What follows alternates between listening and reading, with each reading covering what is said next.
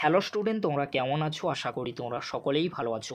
প্রতাপ academy coaching পরিবারে তোমাদেরকে সকলকেই স্বাগত জানাই। তোমরা যারা ক্যালকাটা ইউনিভার্সিটির আন্ডারে থার্ড সেমিস্টারে পড়াশোনা করছো, তোমাদের জন্য একেবারে আমি শেষ মুহূর্তের জন্য নিয়ে চলে এসেছি ফিলোসফি বা দর্শন জেনারেলে সিসি বা এমডিসি 3 পেপারের জন্য গুরুত্বপূর্ণ 10 মার্কস, 15 মার্কস আর 5 মার্কসের প্রশ্নগুলি। এই প্রশ্নগুলি তোমরা শেষ মুহূর্তের জন্য ফিলোসফি বা দর্শন জেনারেলে সিসি 3 বা এমডিসি 3 পেপারের জন্য দেখে যাও।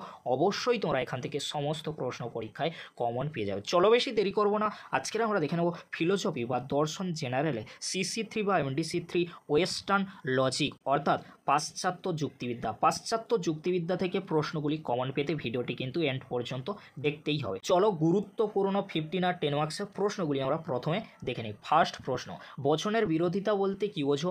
বিভিন্ন প্রকার বিরোধিতা দৃষ্টান্ত সহ বা উদাহরণ সহ আলোচনা করো।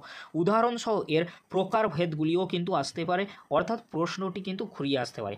আবর্তন কাকে বলে? আবর্তনের নিয়মগুলি দৃষ্টান্ত সহ আলোচনা করো। নিরপেক্ষ ন্যায় কি? নিরপেক্ষ ন্যায়ের বৈশিষ্ট্যগুলি আলোচনা করো। অবশ্যই তোমরা ভালো করে দেখে রাখবে, আর এর সাথে তোমরা নিয়মগুলি যদি পারো অবশ্যই দেখে রাখবে। পরবর্তী প্রশ্ন, বিবর্তন কি? এর নিয়মগুলি লেখো, নিয়মগুলির ব্যাখ্যা দাও।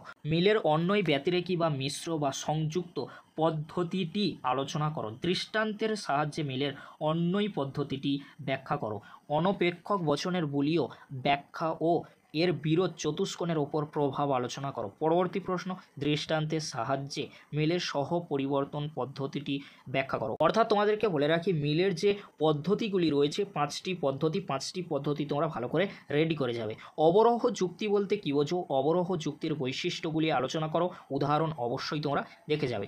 আরোহ যুক্তি কাকে বলে বা অনুমান বলতে কী বোঝো? এর বৈশিষ্ট্য ও দৃষ্টান্ত বা উদাহরণ অবশ্যই তোমরা দেখে যাবে। এখানে তোমাদেরকে বলে রাখি, অবরোহ ও আরোহ যুক্তির পার্থক্য তোমরা অবশ্যই ভালো করে 10 অথবা 15-এর জন্য দেখে যাবে। পরবর্তী প্রশ্ন কি রয়েছে? হেতু কি? হেতু কয় প্রকার ও কি কি? দৃষ্টান্ত সহ আলোচনা করো। হেতাবাস কাকে বলে? ইহার প্রকারভেদ উল্লেখপূর্বক উদাহরণ সহযোগে ব্যাখ্যা করো। অর্থাৎ হেতু থেকেই কিন্তু হেতাবাস, অবশ্যই তোমরা ভালো করে দেখে যাবে। নেক্সট প্রশ্ন কি রয়েছে? যুক্তি ও যুক্তি আকারের মধ্যে পার্থক্য লেখো। যুক্তি কি? যুক্তির শ্রেণী বিভাগ করো। পরবর্তী প্রশ্ন, বচন বলতে কি বোঝো? বচনে শ্রেণী বিভাগ করো। নিরপেক্ষ বচন কাকে বলে? নিরপেক্ষ বচনে চতুর্বর্গ পরিকল্পনা বা শ্রেণী বিভাগ অবশ্যই তোমরা দেখে রাখবে। পদ কি? পদের ব্যাপ্যতা বলতে কী বোঝো? আর আলোচনা করো। অর্থাৎ পদের যে ব্যাপ্যতার নিয়মগুলি রয়েছে, যেমন এ বচন, ই বচন, আই বচন, ও বচনের কোন পদ ব্যাপ্য, কোন পদ অব্যাপ্য অবশ্যই তোমরা ব্যাখ্যা সহ দেখে রাখবে। বিবর্তন কি? বিবর্তনের নিয়মগুলি কী কী দৃষ্টান্ত সহ আলোচনা করো।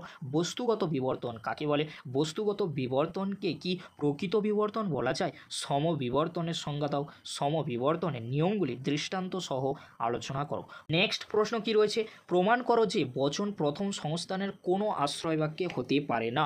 প্রমাণ তোমাদেরকে করতে হবে। নিরপেক্ষ বচনে সাত্ত্বিকতা প্রসঙ্গে গতানুগতিক ভাষ্য আলোচনা করো। প্রমাণ করো হেতু পদ যুক্তিবাক্যে দুবার ব্যাপ্য হলে সিদ্ধান্ত সার্বিক বা সামান্য হতে কিন্তু পারে না। প্রমাণ করো যে হেতুপদ আশ্রয় বাক্যে একবার মাত্র ব্যাপ্য হলে সিদ্ধান্ত সার্বিক বচন বা সামান্য বচন হয়। ব্যাখ্যা তোমাদেরকে অবশ্যই ভালো করে রেডি করতে হবে। পরবর্তী প্রশ্ন কি রয়েছে? অপনয় বা অপসারণ কি? ইহার সূত্রগুলি উল্লেখ করে ব্যাখ্যা করতে হবে দৃষ্টান্ত সহকারে। অনপেক্ষক বচনের বুলীয় ব্যাখ্যা অনুসারে অস্তিত্বমূলক তাৎপর্যের যে ভিত্তি রয়েছে অবশ্যই দেখে যেতে হবে। অন্যই ব্যতিরেকি পদ্ধতিকে কি অন্যই পদ্ধতির উন্নত রূপ বলা যায়? আলোচনা করো।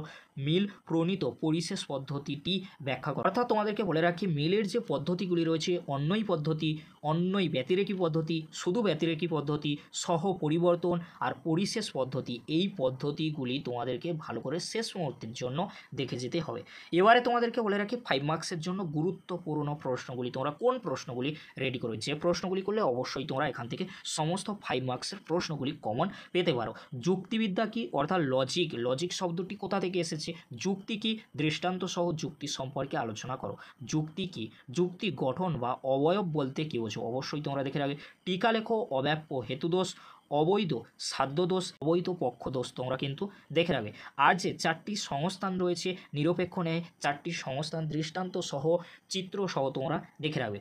সততা ও বৈধতার মধ্যে সম্পর্ক বা পার্থক্য উল্লেখ করো। অস্তিত্বমূলক দোষ সম্পর্কে আলোচনা করো। যুক্তি ও যুক্তির আকার বলতে কী বোঝো, পার্থক্য অবশ্যই দেখে রাখবে। টিকা লেখো মন্দ উপমা যুক্তি, অর্থাৎ ভালো উপমা যুক্তিও তোমরা দেখে যেতে পারো বা শুধু উপমা যুক্তিও তোমরা দেখে যেতে পারো। নেক্সট প্রশ্ন কি রয়েছে তোমরা দেখে নাও। অনুমিতি ও পরামর্শ কি? অনুমিতির ক্ষেত্রে পরামর্শের প্রয়োজনীয়তা বা গুরুত্ব লেখো।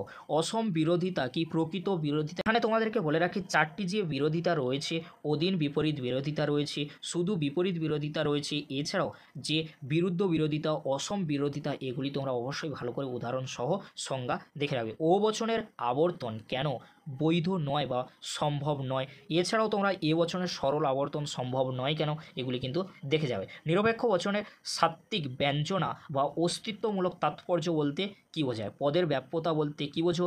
এ, ই, আই, ও বচনে কোন পদ ব্যাপ্য, কোন পদ অব্যাপ্য, দৃষ্টান্ত সহ দেখে রাখবে। দৃষ্টান্তের সাহায্যে মিলের অন্যই ব্যতিরেকী পদ্ধতিটি ব্যাখ্যা করো। স্পেলিংটি ভুল রয়েছে, তোমরা ঠিক করে নিও। শূন্যগর্ভ শ্রেণী কি? এই যে বুলীয় ভাষ্য তোমরা কিন্তু ভালো করে দেখে যাবে। বুলীয় যুক্তি শাস্ত্রের ওপর গুরুত্ব কী ছিল? মিলের অন্যই ব্যতিরেকী পদ্ধতি একটি করে সাংকেতিক ও মূর্ত উদাহরণ দাও। অর্থাৎ অন্যই ব্যতিরেকী পদ্ধতি, আমি যে বললাম যে পদ্ধতিগুলি রয়েছে মিলের, সবগুলি তোমাদেরকে দেখে যেতে হবে। আর যে সর্বশেষ যে পরিশেষ পদ্ধতিটি রয়েছে সেটাও তোমাদেরকে দেখে যেতে হবে। বচন ও বচন আকারের মধ্যে পার্থক্য বা সংজ্ঞা নির্ণয় করো, অবশ্যই দেখে যাবে। অমাধ্যম অনুমান কি? দৃষ্টান্ত সহ আলোচনা করো। স্পেলিংটি তোমরা ঠিকঠাক করে নিও। স্তত সত্য আর স্তত মিথ্যা বচন আকারের মধ্যে পার্থক্য লেখো। সত্তাপেক্ষক সংযোজক বলতে কী বোঝো? উপমা যুক্তি কী? এর বৈশিষ্ট্যগুলি উল্লেখ করো। আমি তোমাদেরকে বললাম যে মন্দ, ভালো আর শুধু উপমা যুক্তি অত্যন্ত গুরুত্বপূর্ণ। যুক্তি বলতে কী বোঝো? এর বৈশিষ্ট্য বা উদ্দেশ্যগুলি লেখো। তোমরা আরও একটি প্রশ্ন, সংযোজক যে রয়েছে বা গুণ যে রয়েছে, পরিমাণ যে রয়েছে, এগুলি তোমরা একটু হলেও দেখে যেতে পারো। এই প্রশ্নগুলি কিন্তু অত্যন্ত গুরুত্বপূর্ণ। ওয়েস্টার্ন লজিক অর্থাৎ পাশ্চাত্য যুক্তিবিদ্যা থেকে ভালো করে তোমরা শেষ মুহূর্তের জন্য দেখে যাবে। আরও একটি গুরুত্বপূর্ণ অ্যারিস্টটলীয় যে বচনের বিরোধিতা রয়েছে, অবশ্যই তোমরা সেটাও দেখে যেতে পারো। এখান থেকে সমস্ত প্রশ্ন তোমরা পরীক্ষায় কমন পেয়ে যাবে, চিন্তামুক্ত থাকো তোমরা, অবশ্যই তোমাদের ভালো পরীক্ষা হবে। ভিডিওটি আজকে এখানে শেষ করছি, পরবর্তীতে দেখা হচ্ছে নেক্সট ভিডিওতে।